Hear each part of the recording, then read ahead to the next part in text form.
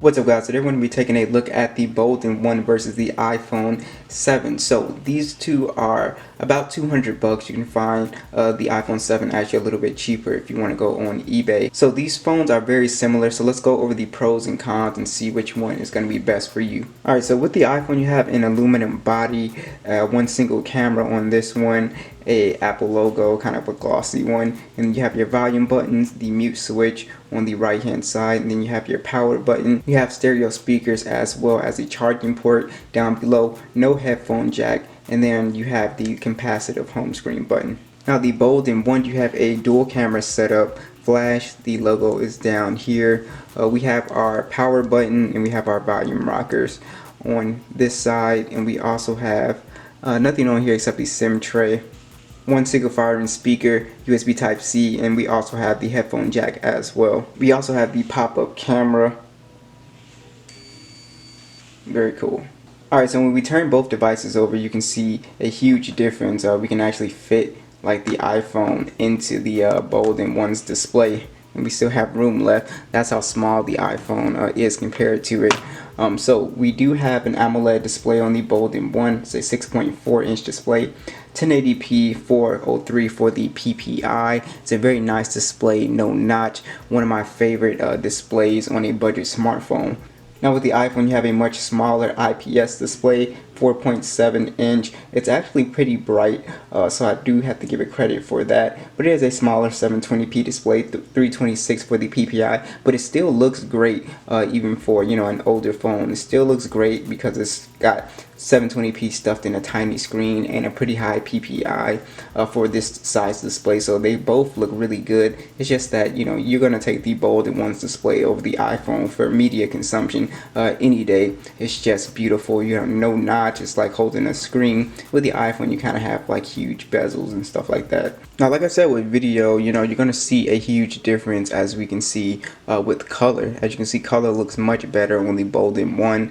Like I said, it's AMOLED, and as you can see, you just have a more immersive experience here, which I really love.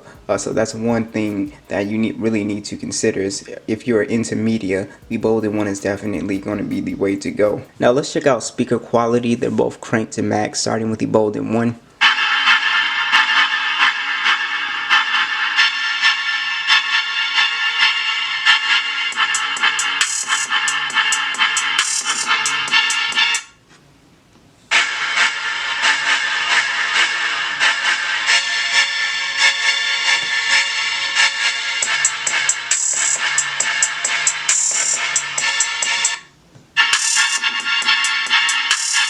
So the Bolden 1 is actually louder.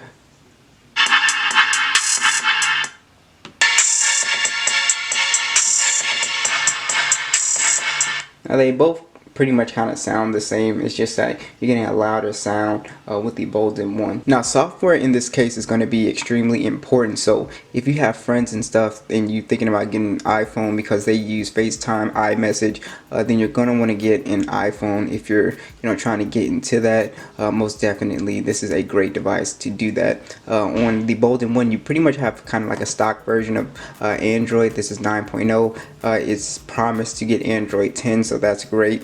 So, you know, you have to make that decision based on that. But Android is just a little bit more open, and you have a little bit more customization and freedom on here. So one of the cool things with the iPhone 7 is it actually has iOS 13.3, and I actually think this will get iOS 14 as well.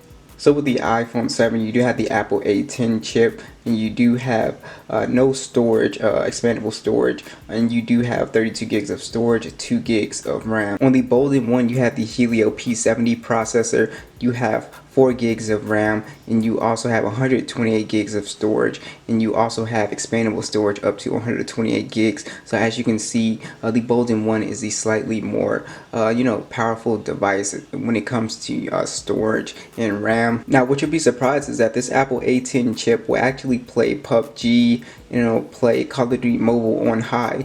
The Bolden 1 cannot. It will play it on medium settings, so that's really nice. So if you're into gaming kind of on the compact side, then this will play games still relatively on high. I think it plays Fortnite on low. That's the only one. Let's go ahead and run a quick speed test. So let's go ahead and Get rid of all applications. Let's go ahead and try YouTube. 3, 2, 1.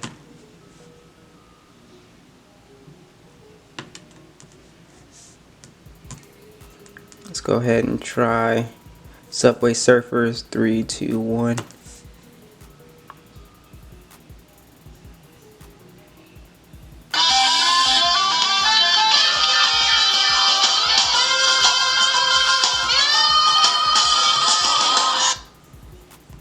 Let's try Call of Duty Mobile. 3, 2, 1.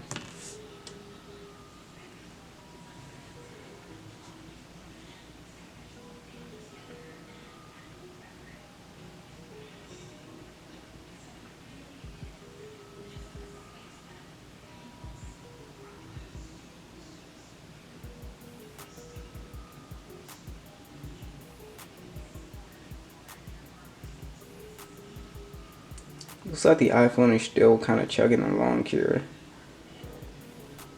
Yeah, so as you can see, Bolden 1 is very capable, very fast. Alright, so for the iPhone, you have a single 12 megapixel camera that shoots in 2160p, and the front facing camera is 7 megapixels, shoots in 1080p.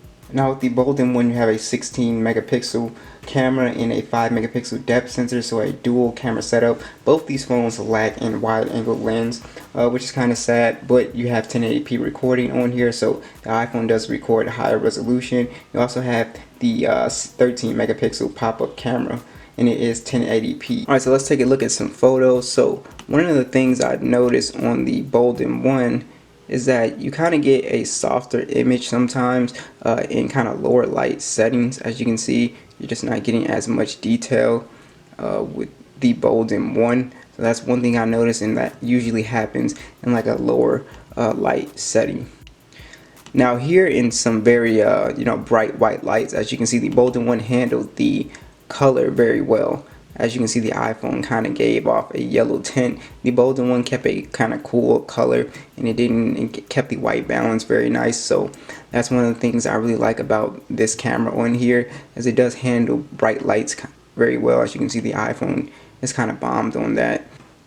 Here's another image of the mic, pretty much identical. What do you guys think?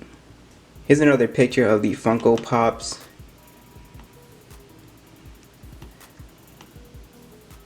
So on this one, I actually prefer the Bolden 1 again.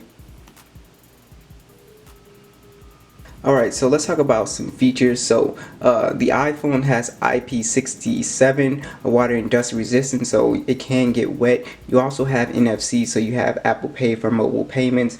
You do not have any IP rating on the Bolden 1, and also there's no NFC on the Bolden 1 as well. Now with the Bolden 1, you have the built-in fingerprint scanner, which is very cool. It kind of lights up.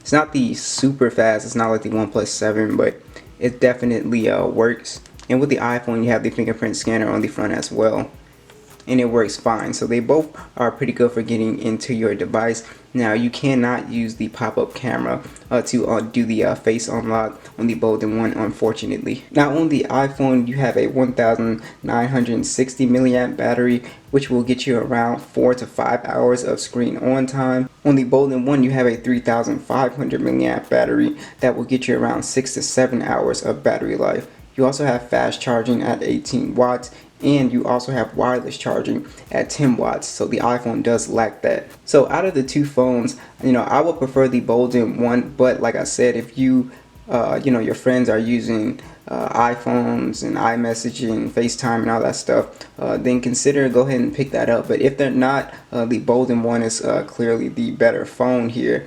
And there's a couple of things that you have to make a decision on. NFC, NFC is important. This phone does not have that, and also software updates. So I don't know if this is going to get like past Android 10. It still hasn't got Android 10 yet. So that's another thing to consider, software and security updates. I think the iPhone 7 is going to get at least another year or two of software updates, which is awesome. So thanks for watching this video. Be sure to subscribe, and I will catch you guys in the next one.